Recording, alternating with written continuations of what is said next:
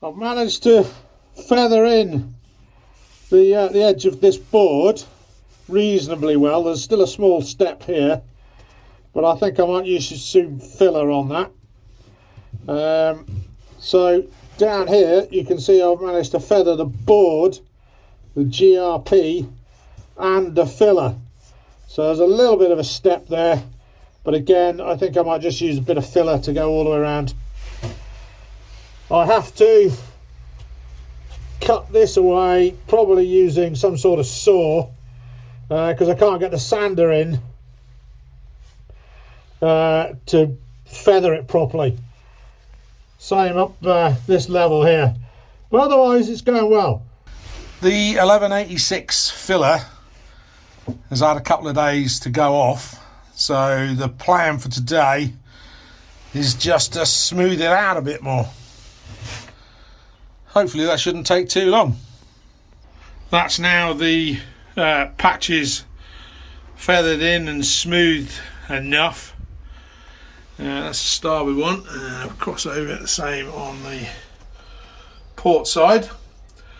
And the next part of the plan is to clean everything with IPA and put a couple of layers of 300 gram chop mat on them so that they tie in with the GRP mat either side of the patch.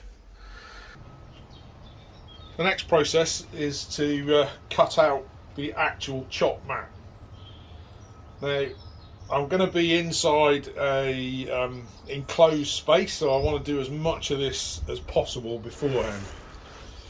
So I've got a flat surface on the table, and normally this chop mat comes in rolls or folded, and the problem with that is it causes these ridges, and if the chop mat is quite thick they can be quite pronounced. So what I've done while it's on the flat surface is I've just gone over and tried to smooth out as many as I can, or as flat as I can, before laying the patches or the templates that we've had before on the chop mat. I'll then go around with obviously a big marker and then cut them out, and I think I'll do 2 layers of each. This is only 300 gram, which I think for a vertical surface is going to be thick enough to provide a layer, but it's not going to be so heavy that it will just slip in the resin.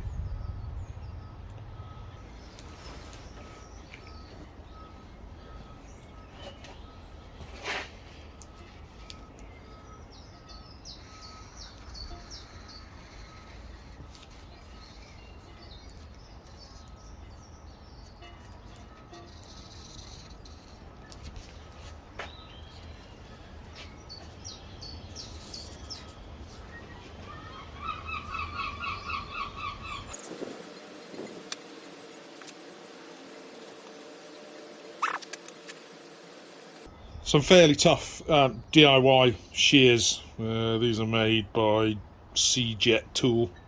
I've used these for cutting all sorts of stuff. They're not quite tin snips, but they are quite tough. Don't have to be too precise with this, because we're going to be feathering in the edges anyway. So for instance, this bit down the bottom here, I'm not entirely sure I'm going to bother cutting that off at all. So cut these larger areas off. Thinking about the area that I'm going to be cutting into, I could leave that as well.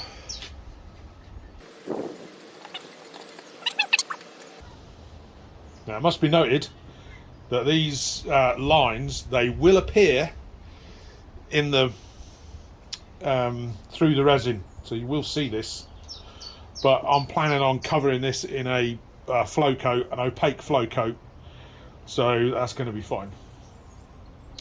Okay, so that's one, and then we'll use that as a template for cutting out another one. These little patches and stuff, we can keep those, and they can be used to fit into odd corners.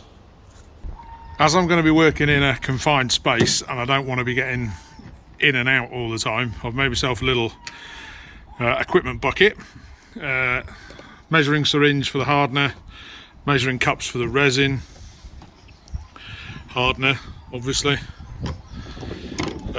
some cutters in case I need to trim anything, some protective gloves plus spares, got some edging tape that might be necessary. I can cut that to length using the cutters.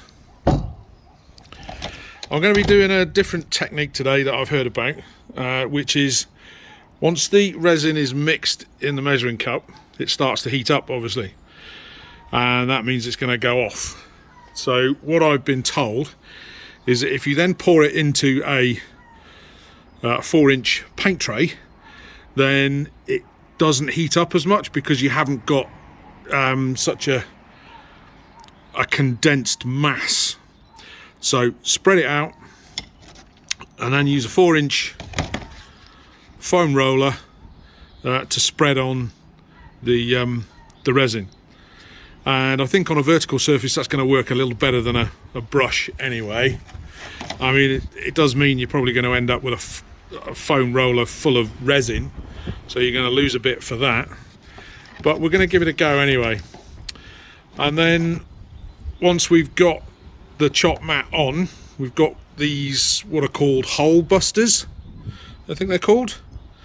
They're really small, fine little roller there, and this is for getting into all the little nooks and crannies and forcing the chop mat in. And then there's a bigger one for larger, bigger areas. Obviously we've got some stirrers and some spare rollers. In addition to my equipment bucket, obviously I've got some resin, and I've got the 2 layers of 300 gram per square metre chop mat per side. So there's 2 for the port and 2 for the starboard.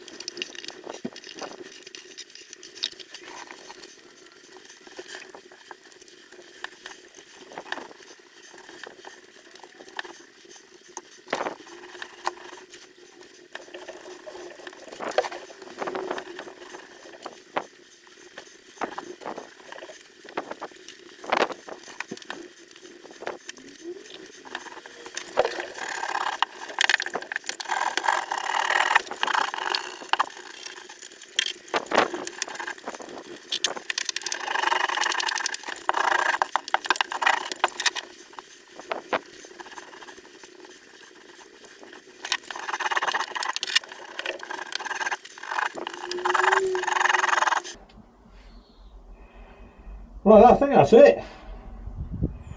We've only got 2 layers, so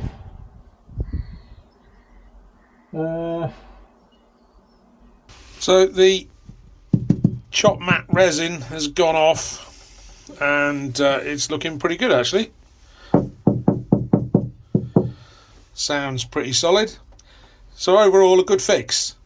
The only thing I would say is I probably was a bit overzealous with the foam board. Probably could have gone a little thinner, but as it is, it's going to go fine.